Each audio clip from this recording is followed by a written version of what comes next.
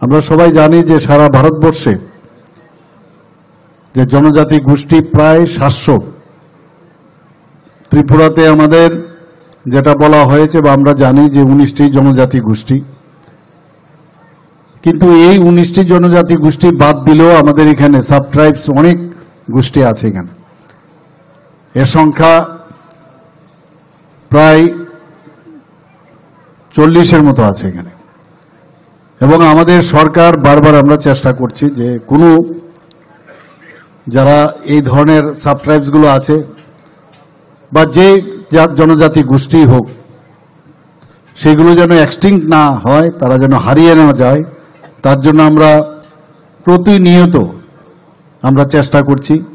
এই ধরনের অনুষ্ঠান যাতে হয়, আমাদের তথ্য সংস্কৃতি দপ্তর থেকে সাহায্যের হাত বাড়িয়ে দিয়েছে, আজকেও তার ব্যতিক্রম নয়।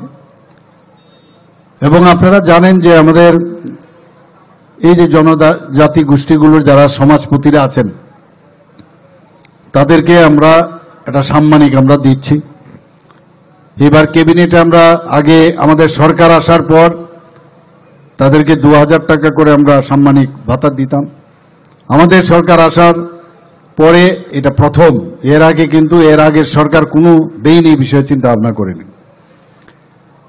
এবার আমরা কিছুদিন আগে ক্যাবিনেটে ডিসিশন নিলাম, সেই ডিসিশনে বললাম যে 2000 না 5000 ওনারা সমাজের জন্য কাজ করেন।